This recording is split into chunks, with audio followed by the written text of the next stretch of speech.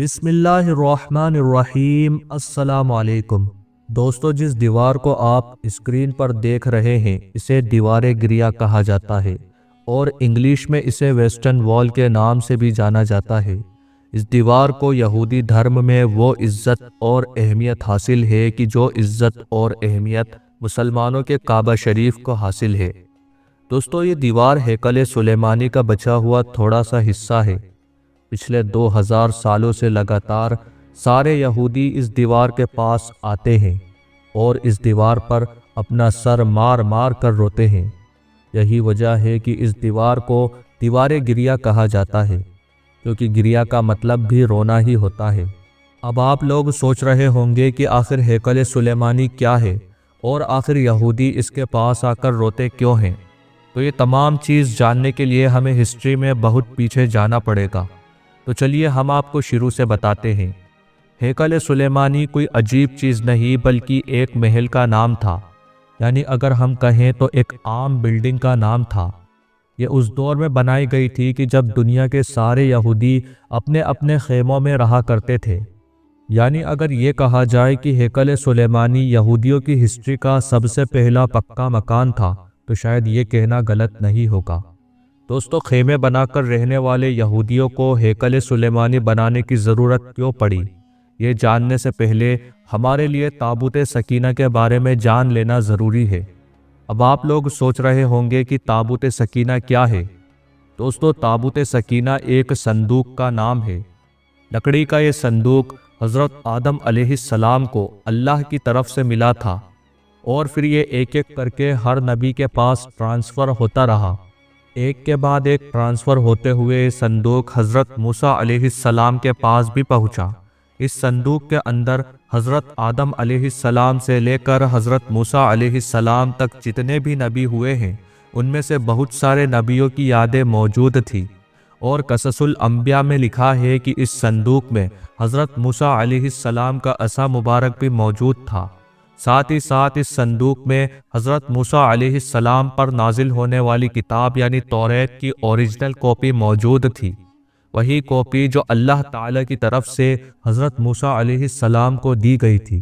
حضرت موسیٰ علیہ السلام کے دور میں بنی اسرائیل کے لیے جنت سے جس برتن میں کھانا آیا کرتا تھا وہ برتن بھی صندوق میں موجود تھا۔ یہودی اس صندوق یعنی تابوت سکینہ کو اپنی مدد کے لیے استعمال کیا کرتے تھے۔ جب بھی ان کو کوئی پریشانی ہوتی تو اس صندوق کی مدد سے اللہ تعالی سے مدد مانگا کرتے تھے اور ان کی دعا بڑی جلد ہی قبول ہو جایا کرتی تھی۔ یہودیوں کی جب بھی کسی سے جنگ ہوتی تو یہ اس تابوت سکینہ کو اپنے ساتھ لے کر جایا کرتے تھے اور جنگ شروع ہوتے ہی اس صندوق کو اپنی فوج کے آگے رکھا کرتے تھے۔ اس کی برکت سے اللہ تعالی ان کو تمام جنگوں میں بھی جیت نصیب کیا کرتا تھا۔ یہودی تابوت سکینہ کو ایک الگ خیمے میں رکھا کرتے تھے۔ جس خیمے میں وہ صندوق ہوا کرتا تھا اسی خیمے کی طرف منہ کر کے سارے یہودی اللہ کی عبادت کیا کرتے تھے۔ حضرت موسیٰ علیہ السلام کے بعد یہ صندوق ٹرانسفر ہوتے ہوئے حضرت داؤد علیہ السلام کے پاس بھی پہنچا۔ وہی داؤد علیہ السلام جنہیں عیسائی اور یہودی دھرم کے ماننے والے لوگ داؤد نہیں بلکہ ڈیوڈ کے نام سے جانتے ہیں۔ داؤد علیہ السلام کیونکہ اللہ کے ایک ایسے نبی تھے جو نبی ہونے کے ساتھ ساتھ بادشاہ بھی تھے، لہٰذا داؤد علیہ السلام نے اپنے لیے ایک محل بنوایا۔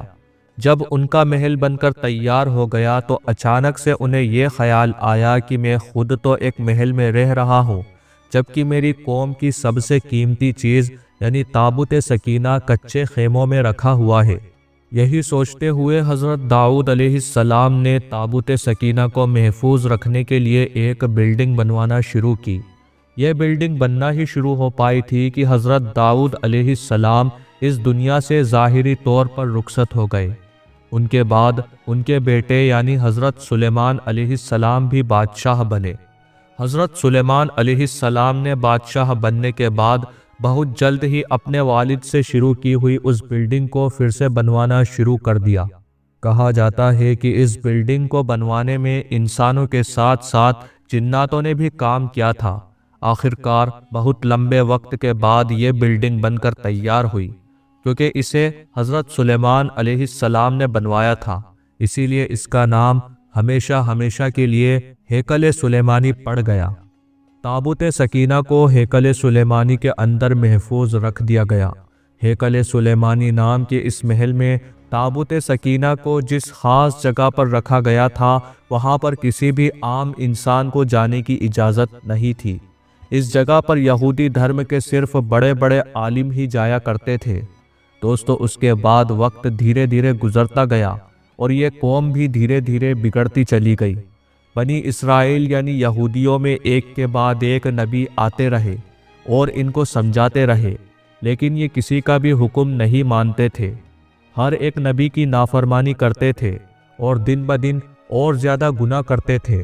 آخرکار اللہ تعالیٰ کی ناراضگی کی وجہ سے ایک دن ان کے اوپر عذاب نازل ہوا۔ 586 عیسیٰ پورو میں بابل میں ایک بہت ظالم بادشاہ تھا جس کا نام بخت نصر تھا۔ اس نے یہودیوں کے ملک پر حملہ کر دیا تھا۔ یہودیوں کے ملک کو جیتنے کے بعد اس نے تابوت سکینہ کو ہیکل سلیمانی سے نکال لیا اور تابوت سکینہ کی بہت بے حرمتی اور بے ادبی کی، اور یہودیوں کو حکم دیا کہ وہ خود اپنے ہاتھوں سے اس پاک ہیکل سلیمانی کو توڑ دے۔ یہودی کیونکہ مجبور تھے، وہ روتے جاتے اور اپنے مقدس ہیکل سلیمانی کو توڑتے جاتے تھے۔ اس حملے میں بخت نصر نے تقریباً 6 لاکھ یہودیوں کو قتل کر دیا تھا اور 2 لاکھ یہودیوں کو قیدی بنا کر وہ اپنے ساتھ بابل یعنی عراق لے آیا تھا۔ بخت نصر نے اپنے شہر بابل سے باہر ایک بستی آباد کی جس کا نام تل ابیب رکھا، اور اس بستی میں ان سارے یہودیوں کو آباد کیا جسے وہ قید کر کے بابل آیا تھا۔ دوستو، اس حادثے کے بعد کبھی پتہ ہی نہیں چل پایا کہ آخر وہ تابوت سکینہ کہاں گیا، لیکن کیونکہ بخت نصر نے تابوت سکینہ کی بہت زیادہ بے ادبی کی تھی، اسی لیے اس پر بھی اللہ کا عذاب نازل ہوا۔ 540 عیسیٰ پورو میں ایران کے ایک بادشاہ سائرس نے بابل پر حملہ کر دیا اور بابل کے بادشاہ کو شکست دے کر بابل کی اس سلطنت کا ہمیشہ ہمیشہ کے لیے خاتمہ کر دیا۔ سائرس کیونکہ ایک رحم دل انسان تھا، اسی لیے اس نے ان سارے یہودیوں کو آزاد کر دیا کہ جنہیں قید کر کے بخت نصر بابل لایا تھا۔ اتنا ہی نہیں، سائرس نے انہیں آزاد کرنے کے ساتھ ساتھ انہیں اپنے ملک میں دوبارہ ہیکل سلیمانی کی تعمیر کرنے کی بھی اجازت دے دی، بلکہ ان لوگوں کو یہ بھروسہ دلایا کہ وہ ہیکل سلیمانی بنوانے میں خود ان کی مدد کرے گا۔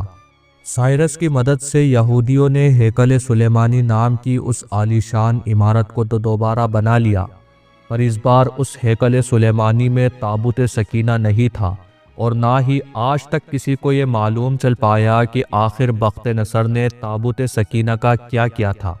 بہت سے لوگوں کا یہ بھی ماننا ہے کہ تابوت سکینہ کی زیادہ بے ادبی ہونے کی وجہ سے اللہ کی طرف سے قدرتی طور پر اس صندوق کو کہیں غائب کر دیا گیا تھا تاکہ دوبارہ اس کی کوئی انسان بے ادبی نہ کر سکے۔ دوستو، حضرت عیسیٰ علیہ السلام کے اس دنیا سے اٹھائے جانے کے ٹھیک 70 سال بعد یہودیوں پر دوبارہ اللہ تعالیٰ کا عذاب نازل ہوا۔ اس بار روم کا ایک بادشاہ جس کا نام ٹائٹس تھا، اس نے یہودیوں کے ملک پر حملہ کیا۔ ٹائٹس بخت نصر سے بھی زیادہ خطرناک تھا۔ اس نے ایک ایک دن میں لاکھ لاکھ یہودیوں کو قتل کروا دیا تھا۔ اس کی فوج نے یہودیوں کے شہر یروشلم میں بڑی زبردست تباہی مچانے کے ساتھ ساتھ ہیکل سلیمانی کو بھی دوبارہ سے توڑ دیا اور یہودیوں کو یروشلم سے باہر نکلنے پر مجبور کر دیا۔ یروشلم سے نکلنے کے بعد سارے یہودی پوری دنیا میں بکھر گئے اور ہر جگہ یہ پریشان اور رسوا ہوتے رہے۔ تقریباً پوری دنیا میں 18 یا 1900 سال کے بعد جب ورلڈ وار میں سلطنت عثمانیہ کا خاتمہ ہوا اور برٹین کا فلسطین پر قبضہ ہوا، تو اس نے یہودیوں کو اپنی ایک ریاست فلسطین میں ہی آباد کرنے کی اجازت دے دی، جس کا نام اسرائیل رکھا گیا۔ دنیا کے سارے یہودی ایک ایک کر کے اسرائیل نام کی اس ریاست میں پہنچنا شروع ہو گئے۔ کچھ ہی سال کے اندر یہ ایک طاقتور ریاست بن کر سامنے آئی، لیکن کیونکہ دوستو جس جگہ پر اسرائیل کو برٹین نے آباد کیا تھا یہ فلسطین کی جگہ تھی، اسی لیے آج بھی زیادہ تر مسلم دیش اسرائیل کو ایک ملک ماننے سے انکار کرتے ہیں۔ ان کا ماننا ہے کہ اسرائیل کوئی ملک نہیں بلکہ غیر قانونی طریقے سے آباد کی ہوئی ایک بستی ہے جسے ہم کبھی بھی قبول نہیں کر سکتے ہیں۔ یہی وجہ ہے کہ اسرائیل اور دوسرے مسلم دیشوں کے بیچ جنگ جیسے حالات بنتے رہتے ہیں۔ دوستو، آج جب دنیا کے سارے ہی یہودی ایسی جگہ پر آباد ہو گئے ہیں جہاں پر آج سے 2000 سال پہلے ہیکل سلیمانی ہوا کرتا تھا، تو ان لوگوں نے تابوت سکینہ کو بھی بڑی تیزی کے ساتھ ڈھونڈنا شروع کر دیا ہے، کیونکہ ان کا ماننا ہے کہ تابوت سکینہ جس کے پاس بھی ہوگا وہ دنیا کا سب سے طاقتور انسان بنا رہے گا۔ اسی لیے اسرائیل کے سارے یہودی تابوت سکینہ کو جلد سے جلد ڈھونڈنے کے بعد مسجد اقصی کو شہید کر کے اس کی جگہ ہیکل سلیمانی کی تعمیر کرنا چاہتے ہیں، کیونکہ آج سے 2000 سال پہلے جس بڑی جگہ میں ہیکل سلیمانی نام کا وہ محل ہوا کرتا تھا، اس جگہ پر آج مسجد اقصی موجود ہے۔ فی الحال دوستو، آج کی اپنی ویڈیو کو ہم یہیں پر ختم کرتے ہیں۔ ویڈیو پسند آنے پر نہ صرف ویڈیو کو لائک کریں بلکہ اپنے دوستوں کے ساتھ بھی ضرور شیئر کریں۔ اللہ تعالیٰ فلسطین کے مسلمانوں کی حفاظت فرمائے، اللہ تعالیٰ مسجد الاقصی کی حفاظت فرمائے، اللہ تعالیٰ آپ کا اور ہمارا حامی اور مددگار ہو، آمین۔